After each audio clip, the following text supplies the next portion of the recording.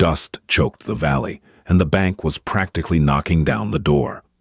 When one desperate rancher staked her family's legacy on a dozen buck-toothed rodents, the whole county called her crazy. But they stopped laughing when the bone-dry creek beds started roaring back to life. Maggie Sullivan stood on the porch of the only home she had ever known, watching the relentless wind strip another layer of topsoil from her dying pastures. The Double S Ranch, nestled in a forgotten corner of the Oregon high desert, had been in her family for 3 generations. Now, it was little more than a graveyard of cracked mud and brittle sagebrush. The drought had held the valley in a suffocating grip for 5 brutal years. The creek that used to carve through the center of the property, Cottonwood Creek, was a dry, scarred trench of gravel. Then, without water, the cattle were thinning, the alfalfa fields were barren, and the ledgers in Maggie's office were bleeding red. A plume of dust on the horizon signaled the arrival of a vehicle. Maggie crossed her arms, her jaw tightening as a pristine silver Ford F250 crawled up the long driveway. She didn't need to see the license plate to know who it was. Wallace Harrison owned the massive Diamond H cattle operation to the north, and he had made a lucrative habit of swallowing up failing family ranches during the drought. Wallace stepped out of his truck, adjusting his custom Stetson. He didn't wear the dust of the valley on his boots. He paid men to do that for him. "Morning, Maggie," he called out, his voice dripping with false sympathy. "Looking a little parched out here." "State your business, Wallace," Maggie replied, not offering him a seat. "I have work to do." Wallace chuckled, leaning against the wooden railing. "I'm just trying to be a good neighbor. I spoke with the folks down at First National yesterday. Word is you're 3 months behind on the mortgage. Now, I'm willing to offer you a fair price for this land. It's pennies on the dollar, sure, but it's better than foreclosure. You could pack up, move to Portland, start over." "This land isn't for sale," Maggie said, her voice low and dangerous. "Not to you, not to anyone." "Suit yourself," Wallace sighed, shaking his head. "But pride doesn't pay the bills, sweetheart. When the bank takes it, I'll just buy it at auction for half of what I'm offering you now."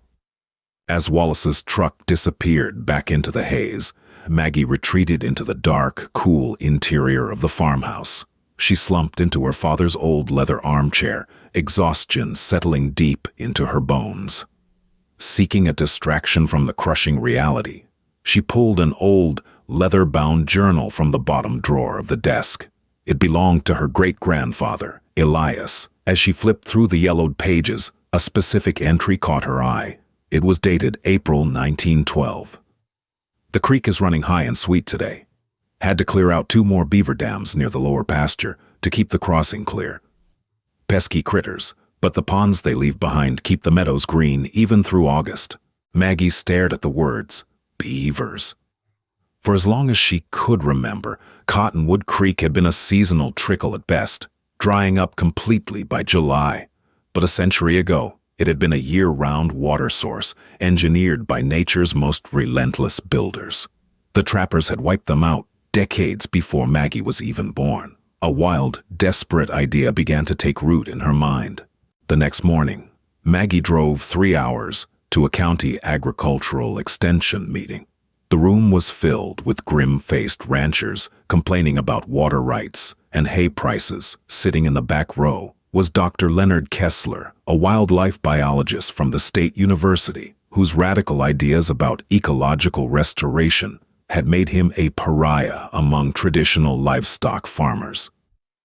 After the meeting, Maggie cornered him in the parking lot. "Dr. Kessler, I'm Maggie Sullivan. I have a dry creek bed, a bankrupt ranch, and a crazy question about Castor canadensis." Leonard's eyes lit up behind his thick glasses. For the next 2 hours at a nearby diner, he explained the hydrology of beaver dams. He told her how the dams slow down the flow of spring runoff, allowing water to sink deep into the aquifer, effectively raising the water table. He explained that a single family of beavers could turn a dry ravine into a lush wetland oasis. The State Wildlife Agency actually had a nuisance beaver relocation program. They trapped problem beavers from urban areas and needed private land to release them on. "It's not a quick fix, Maggie," Leonard warned, swirling his black coffee. "And your neighbors will hate you. Western water law is vicious, and ranchers view beavers as destructive pests. If they build a dam, people will think you're stealing water." "I don't have any water left to steal," Maggie countered. "How soon can we get them?" When word got out around town, the mockery was instantaneous. Brenda Walsh, the manager at the local feed store, laughed so hard she nearly dropped a sack of grain. "You're bringing giant rats to a cattle ranch? Honey, the heat has finally fried your brain." Wallace Harrison was less amused. He confronted Maggie outside the post office, his face red with anger. "If one of those oversized rodents floods my access roads, I will sue you into the Stone Age, Sullivan." Maggie ignored them all. 3 weeks later, an unmarked state wildlife truck rolled onto the double-S Dr. Kessler, and 2 technicians unloaded 4 heavy wire mesh crates near the deepest, driest curve of Cottonwood Creek. Inside were 6 adult beavers, rescued from a suburban culvert near Eugene. As Maggie unlatched the cages, she held her breath. The beavers waddled out, sniffing the dry, cracked earth with apparent confusion. They slipped into the shallow, muddy puddle that was all that remained of the creek, their flat tails slapping the wet mud. "Well," Maggie whispered, watching them disappear into the brush, "get to work." For the first 2 weeks, it seemed Wallace Harrison and the mocking townspeople were right. The beavers vanished. Maggie walked the length of Cottonwood Creek every morning and evening, her boots crunching on the dry gravel, finding nothing but silence. There were no dams, no chewed trees, no miraculous wetlands. The crushing weight of her impending bankruptcy pressed down harder than ever. She had wasted precious time and political capital on a foolish dream. But on the morning of the 18th day, everything changed.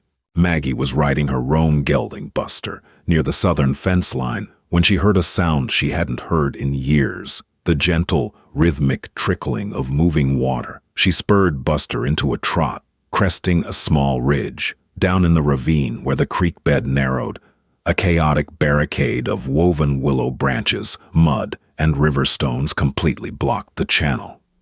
Behind it, a pool of water, perhaps 20 feet wide and 3 feet deep, had formed.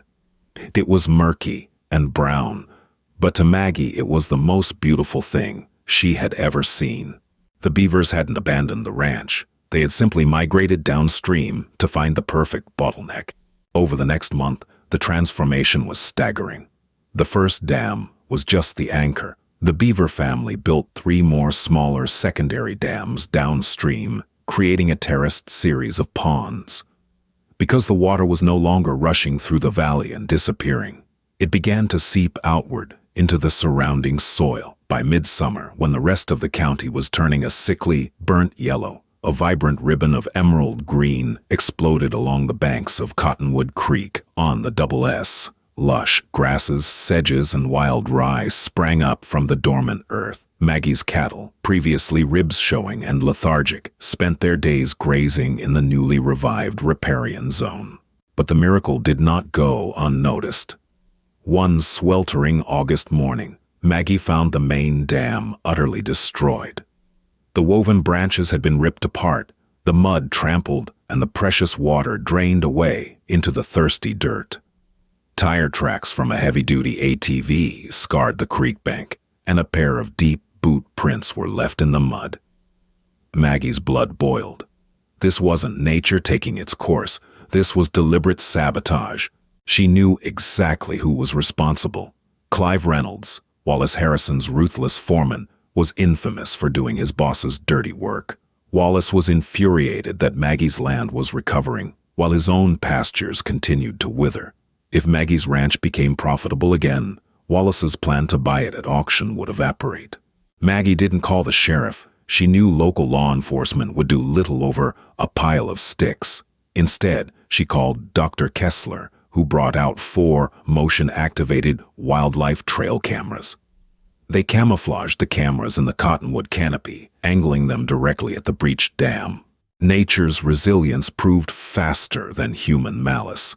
Within 48 hours, the Beavers had completely rebuilt the primary dam, reinforcing it with heavier logs and thick clay like mud.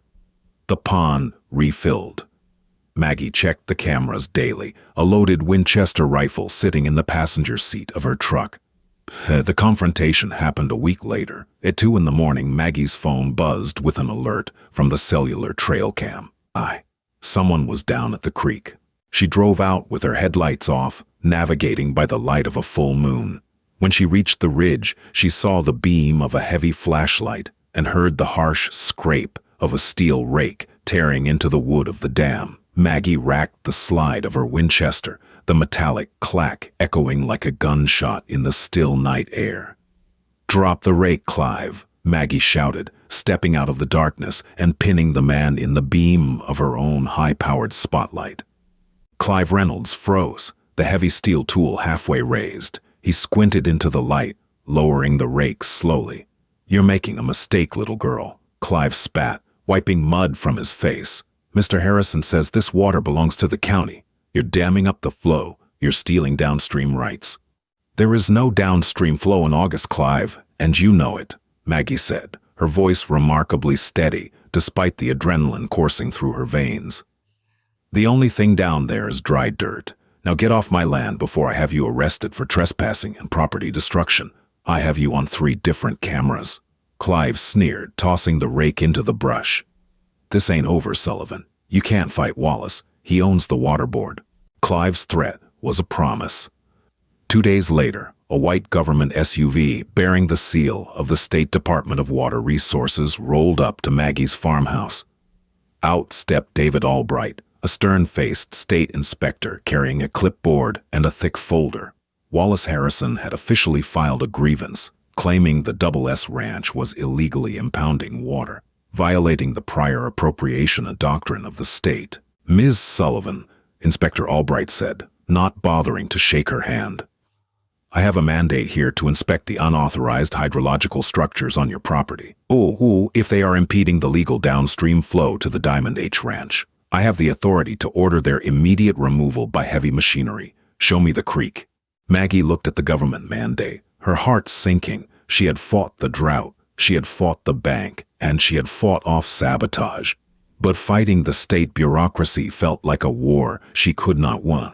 Inspector David Albright did not look like a man who enjoyed the outdoors, despite his title. Clad in a crisp khaki uniform that looked entirely too clean for the Oregon high desert, he marched behind Maggie Sullivan with a stiff, uncompromising posture. The midday sun beat down upon them mercilessly, baking the dusty earth and sending shimmering heat waves rising off the dying sagebrush. Maggie led him down the narrow, rocky trail toward the lower basin of Cottonwood Creek, her stomach tied in agonizing knots.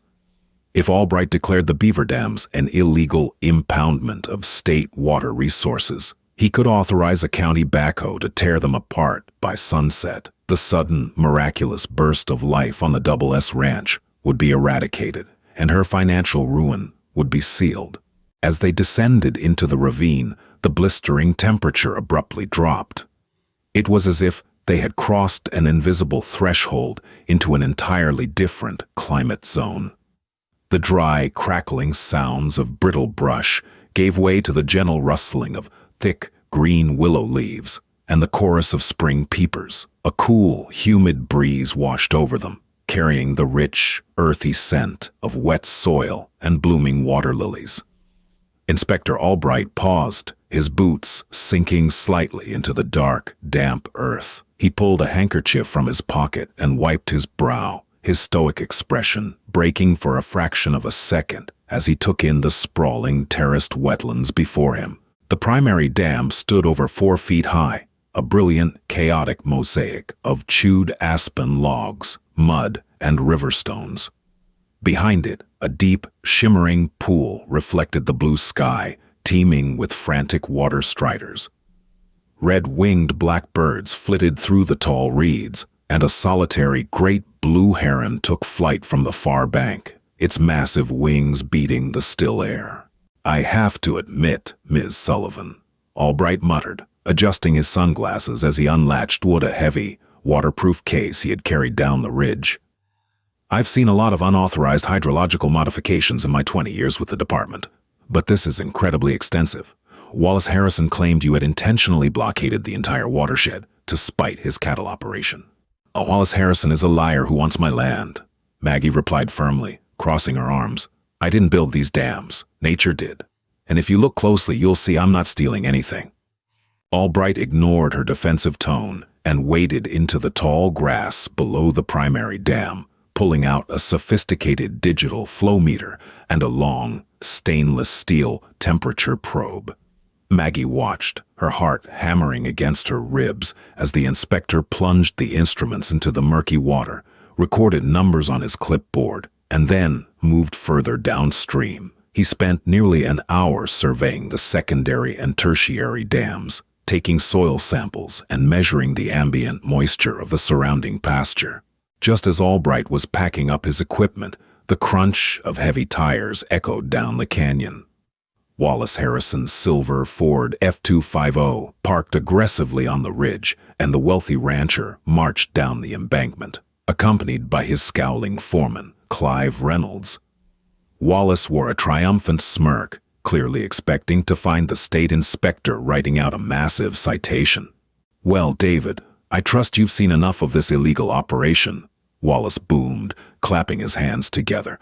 "I've got a crew on standby with an excavator. Give the word, and we'll have this creek flowing back down to the Diamond H by dinner time." Albright slowly closed his heavy plastic case, snapping the latches shut with a sharp click. He turned to face Wallace, his face devoid of emotion. "You can send your crew home, Mr. Harrison. There will be no excavation today, nor any day soon." Wallace's smirk instantly vanished. "Excuse me? Are you blind, Albright? Look at this barricade. She's hoarding the entire county's water supply, right here in her private little swamp." "Actually, Mr. Harrison, she is doing the exact opposite," Albright stated, pulling out his clipboard. Before these beavers were introduced, Cottonwood Creek was a flash system. When the spring snowmelt came, the water rushed through this valley in a matter of days, eroding the topsoil and disappearing completely by June. What these animals have done is slow the kinetic energy of the water down to a crawl. Albright pointed his pen toward the lush green banks. "This water isn't trapped. It is being pushed outward, sinking deep into the drought-depleted aquifer underneath our feet. It acts like a giant sponge. And my flow meter just confirmed something remarkable." Albright turned to Maggie, a hint of genuine respect in his eyes. "Below the final dam, the aquifer is completely saturated, and the hydrostatic pressure is forcing cold, clean groundwater back up to the surface. You have a continuous baseline flow of 2 gallons per minute leaving your property, Miss Sullivan. The water is actually running again. If Mr. Harrison's creek is dry, it's because his land is degraded, not because you are damming the flow." Wallace's face turned an ugly shade of purple. This is bureaucratic nonsense. You're taking the side of a rodent over a taxpayer. I will take this to the governor. I will sue you in civil court, Maggie. I'll bleed you dry on legal fees before the bank even gets a chance to foreclose." He turned on his heel and stormed back up the hill, Clive trailing closely behind. The state had cleared her, but Wallace's threat echoed in the canyon. He was right about one thing: the ecological miracle had not saved her bank account. The mortgage was due in 14 days, and First National was threatening to lock the gates. Maggie had vibrant green grass, but she still lacked the capital to restock her herd or pay her crushing debts. Desperate, she called Dr. Leonard Kessler, the wildlife biologist who had started it all. Leonard arrived the next day with a stranger in tow, a tall, heavily tattooed man named Liam O'Connor, who happened to be one of the most prestigious, award-winning chefs in Portland. Liam was obsessed with ethically raised, hyper-local ingredients. "Leonard told me about your oasis," Liam said, kneeling to run his hands through the thick, native wild rye growing near the beaver ponds. "The beef industry is changing, Maggie. People in the city don't want feedlot cattle. They want a story. They want ecological restoration. If you can graze a small, elite herd of cattle exclusively on this naturally restored, beaver-managed wetland, I will buy every single head you can produce. It is that, and I will pay triple the current market commodity rate." Maggie stared at the chef, the math spinning wildly in her head. A premium contract with a high-end restaurant group could secure a line of credit. It could stop the foreclosure, but before she could sign a contract, the sky to the south turned a bruised, terrifying shade of black. The real test of the Double S Ranch was just beginning.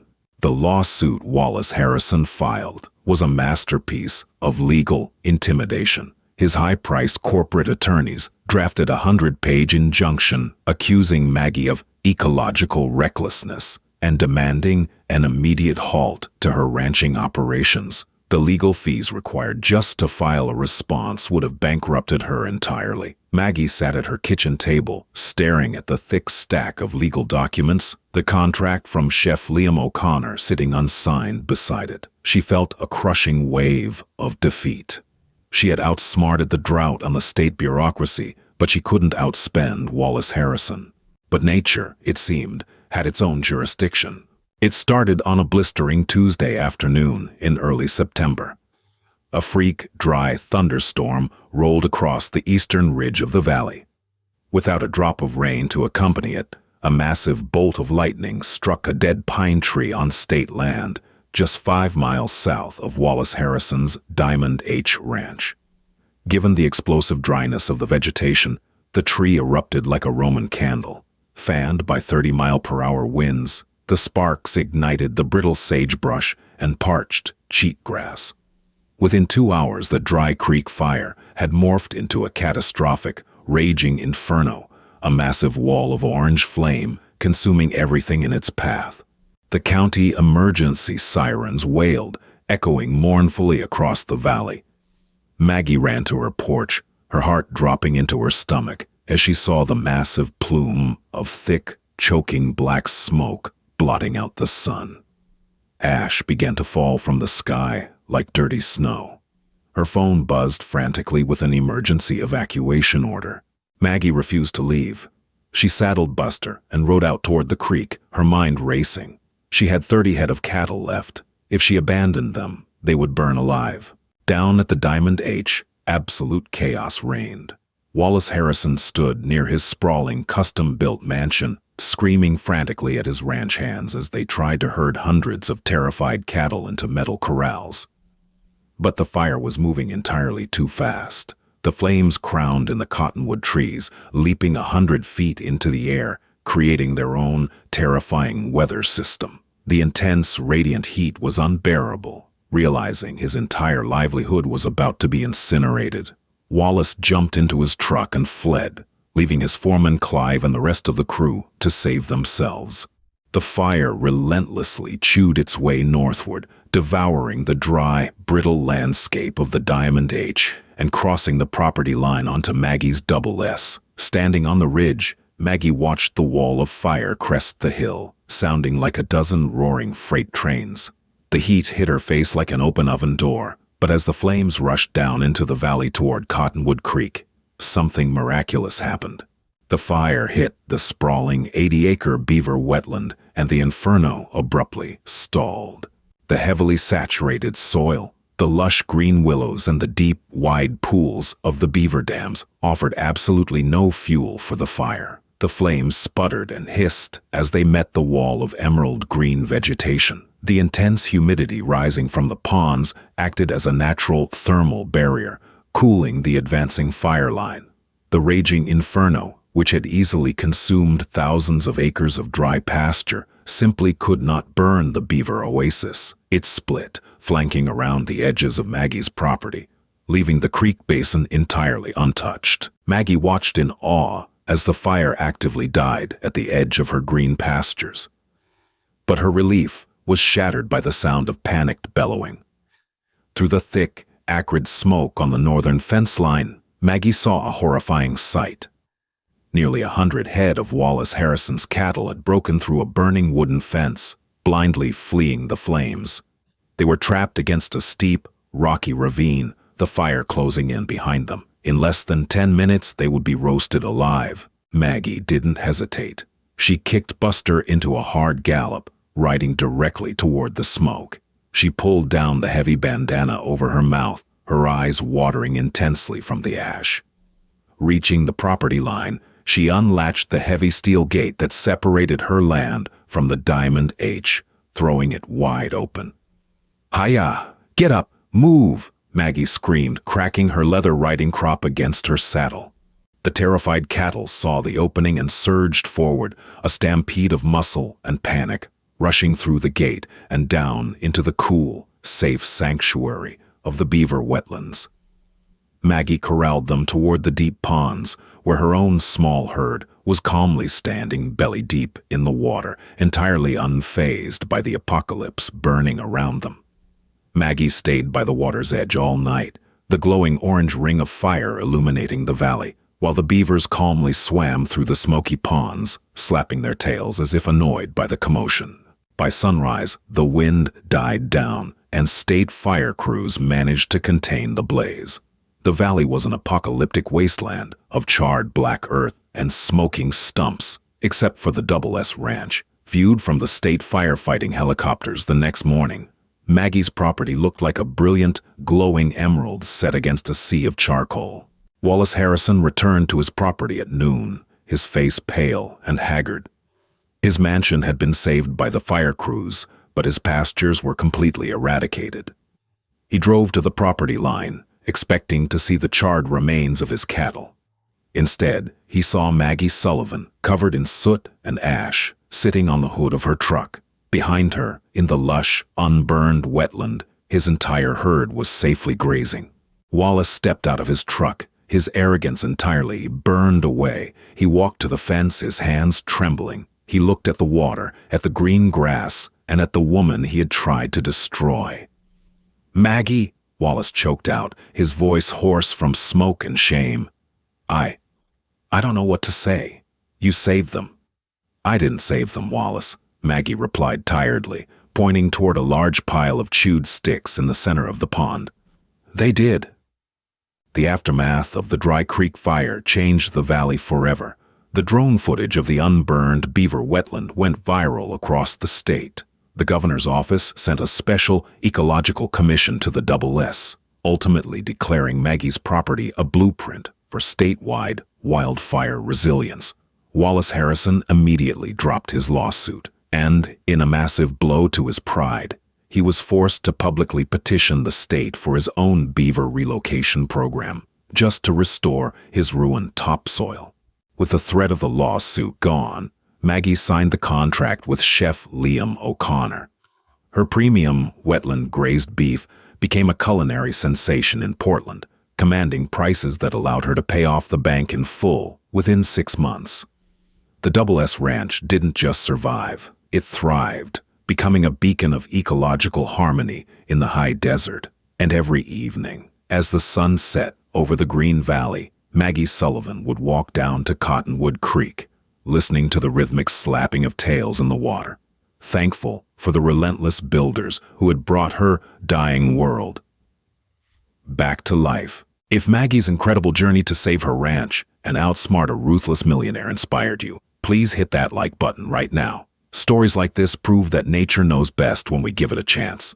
Share this video with your friends to spread the word about these amazing, natural ecosystem engineers. And be sure to subscribe to our channel for more thrilling real-life stories of survival, drama, and triumph against all odds. Leave a comment below. Would you have saved Wallace's cattle?